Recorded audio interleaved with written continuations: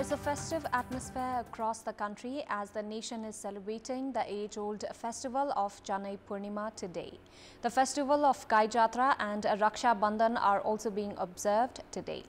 Janai Purnima also marks the beginning of festivities that will culminate with one of the biggest Hindu festival of Dasai in just over a month's time. With lesser rain and milder temperature, the festivities also herald the fast approaching autumn season. Good evening, I'm Chitrakar and these are the headlines of the hour. The nation rejoices in festivities as Janai Purnima, Gai Jatra and Raksha Bandhan being observed today. Devotees throng various religious sites including Gosaikunda and Panchpokhari. An agreement struck between Nepal and China to resume the cross flow of people at TATOPANI transit. The transit had remained partially closed since 2015 April earthquake. Over 70 dead and more than 50 injured as a fire guts a migrants' building in the South African posh city of Johannesburg.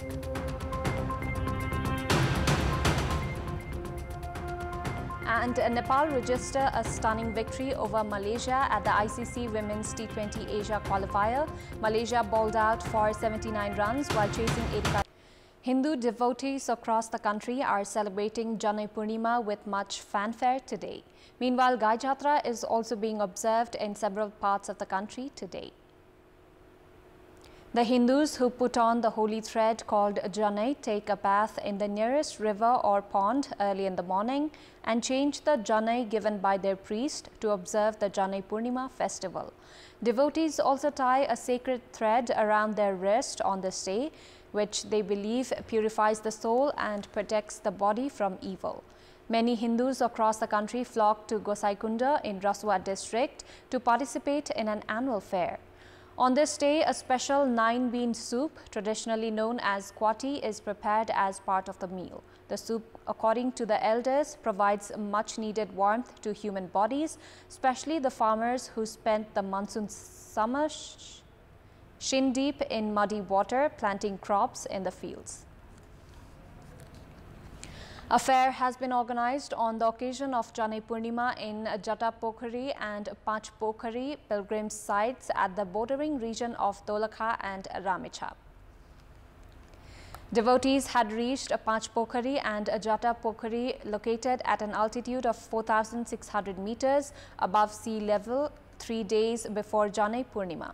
Devotees from Dolakha, Ramechhap, Sinduli and Kavre Palanchok among other districts reached Jatapokhari and Panchpokhari to mark Janai Purnima festival. The pilgrim site can be reached through Jiri of Dolakha. Fairs are also held in Shailung and Kalinchok of Dolakha today. Many pilgrims have also reached Gosaikunda of Rasua for the festival. The festival of Gai Jatra was also celebrated in Kathmandu today. Usually celebrated a day after Janai Purnima, Gai Jatra this year coincided with the Janai Purnima festival. Newar communities take out rallies in the memory of the loved ones who died in the past 1 year. Some communities in Kathmandu are also celebrating Gai Jatra tomorrow. The ritual of celebrating Gai Jatra started during the Malla era when then King Pratap Malla directed the valley dwellers to take out rallies in the memory of their kith and kins who had passed away in the past year. This was done to console the grieving queen who was mourning the death of the prince. Meanwhile, in the valley and the southern plains of the Tarai Madesh region, Nepalis are also celebrating Raksha Bandhan, a festival to celebrate the bond of love and affection between brothers and sisters. Sisters tie Rakhi on their brothers, wishing for their safety on this day. Several delicacies are also prepared to celebrate the festival. The brothers, meanwhile, provide clothes and cash as gifts to their sisters. Mayor of the Kathmandu metropolis, Balendra Shah, has expressed objection to the political map issued by China and has cancelled his visit to the northern neighbors on moral grounds. Through the digital platform Facebook, Mayor Shah expressed a discontent towards the map of Nepal recognized by China and informed about the cancellation of his visit to China on moral grounds. Shah expressed a dissatisfaction, saying that China did not recognize Nepal's new map that was issued on 7th of May 2020, including Lipu Lake, Limpiadhura and Kalapani, as the Ministry of Natural Resources of China recognized the old map of Nepal while issuing the political map of China. Shah added that China's move to recognize the territories of Nepal as neighboring India's was a wrong step towards bilateral relations. China and India have disputes concerning their border territories from Ladakh to Arunachal. Nepal's territory of Lipu Lake and Limpiadhura region is shown as parts of India in the political map released by China. Movement of people across the TATOPANI border transit will resume from tomorrow. The Nepali and Chinese officials have reached an agreement to allow access to local residents of Sindhupalchok up to Pul Bazar. The Chief District Officer of Sindhupalchok, Ramesh Neupani, said that movement of people through the transit is to be resumed after 8 years. The transit was not opened completely following the 2015 April earthquake and coronavirus pandemic.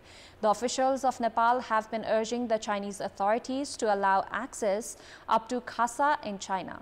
The Consulate General of Nepal in Lhasa, China, Nauraj Thakal, said that as per the agreement reached with the Chinese authorities on Tuesday, the transit will open completely. Around 30,000 Chinese tourists used to enter Nepal through the TATOPANI transit annually prior to the devastating earthquake in 2015. The officials of the Customs Department have hoped for trade enhancement after the ease in movement of people is ensured. Nepal used to export handicrafts, herbs and noodles, among other products, to China's Khasa, Sigatse and Lhasa.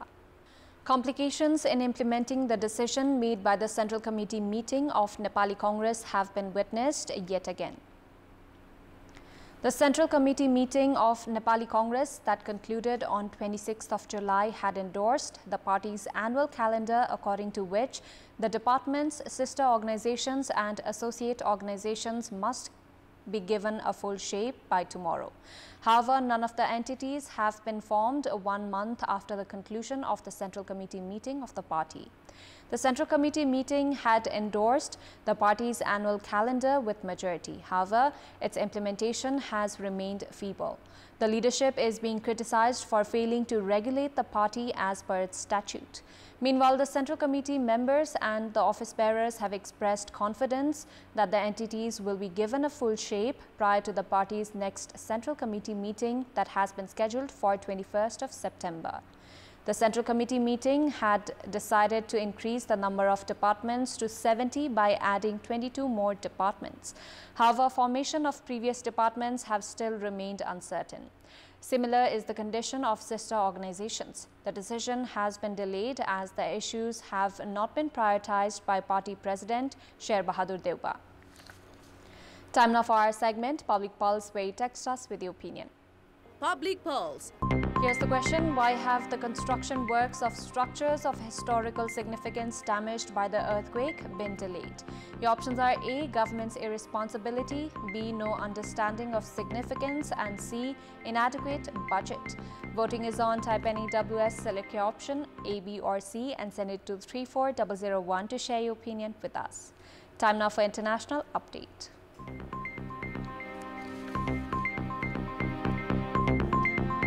More than 70 people have died and over 50 injured after a fire in central Johannesburg.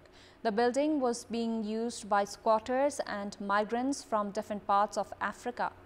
Authorities say it's unclear what sparked the blaze at the 5-story building, and firefighters evacuated the building's occupants on arrival, and the search and recovery of bodies is continuing. Reports suggest the occupants of the building were mostly African migrants. It has been described as one of the worst fire incidents in Johannesburg in recent history, and there are fears the number of fatalities will continue to rise as rescue workers make their way into the remaining floors of the 5-story building.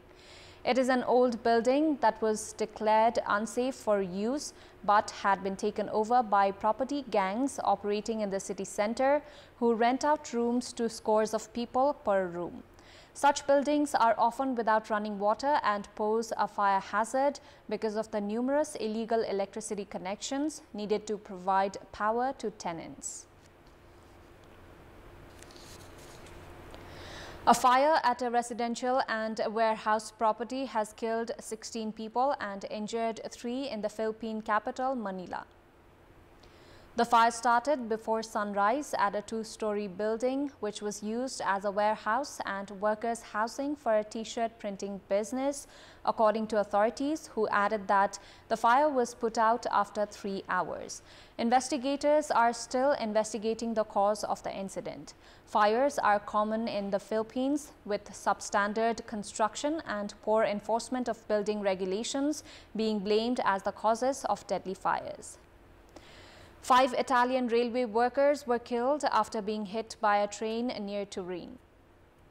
The workers were replacing some track outside the station of Brandizzo on the line connecting Milan and Turin when they were run over by a train transporting wagons. The train was traveling at about 160 km per hour. 2 workers managed to avoid the goods train and were unhurt.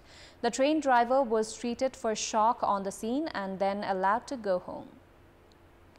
Japan's defense ministry has submitted a record spending request of 7.7 trillion yen, equivalent to $52.67 billion for fiscal 2024, the latest step of a plan to boost defense spending by 43 trillion yen over 5 years. The Defense Ministry plans to set aside more than $6.16 billion to secure ammunition and weapons, including new ship-to-air missiles, according to the budget request. The request is for the second year of Prime Minister Fumio Kishida's plan to double the country's defense spending to 2% of gross domestic product by 2027, as it faces up to an increasingly assertive China and unpredictable North Korea. The request comes as Tokyo's relations with Beijing deteriorated sharply, with Japan last week beginning to dump treated radioactive water from its wrecked Fukushima nuclear plant into the sea. China has condemned the release and banned Japanese seafood imports. Workers at a major Tokyo department store went on strike today after talks with management over the planned sale of their company broke down, marking the first major walkout the country has seen in decades. Dozens of workers at the flagship Seibu store in the bustling district of Ikebukuro were seen holding placards and banners to protest the sale of Sogo and Seibu, a unit of retail giant 7 and I to US fund Fortress Investment Group. The workers are seeking job and business continuity guarantees, unhappy with reported plans of discount electronics retailer Yodobashi Holdings to take over roughly half of the store. Strikes are extremely rare in Japan, where negotiations over wages and work conditions are typically agreed amicably. This one-day strike, the first at a major Japanese department store in 61 years, followed months of negotiations between Sogo and Seibu management and the workers' union and comes amid a labor shortage in Japan. Life-sized cutouts of langurs have sprung up in several parts of New Delhi over the last few days as officials look to prevent the smaller rhesus monkeys from playing spoilsport during the G20 summit that will take place next week. Rhesus monkeys are a menace in many areas in India's national capital, running across busy roads without warning, putting both themselves and motorists at risk, and often attacking unsuspecting pedestrians or residents. Images of the bigger langur primate are commonly used by authorities in the city to scare away monkeys, with the antidote already working well in this instance, officials said.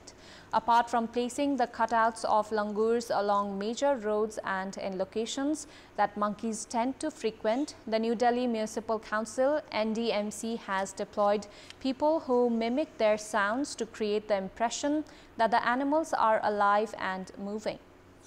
Before wrapping up, here's a look at the top stories once again. The nation rejoices in festivities as Janai Purnima, Gai Jatra and Raksha Bandhan being observed today. Devotees throng various religious sites including Gosaikunda and Panchpokra. An agreement struck between Nepal and China to resume the cross flow of people at TATOPANI transit. The transit had remained partially closed since 2015 April earthquake.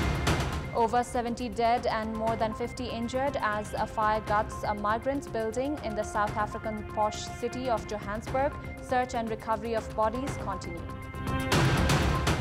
And Nepal register a stunning victory over Malaysia at the ICC Women's T20 Asia qualifier. Malaysia balled out for 79 runs while chasing 85 runs for victory.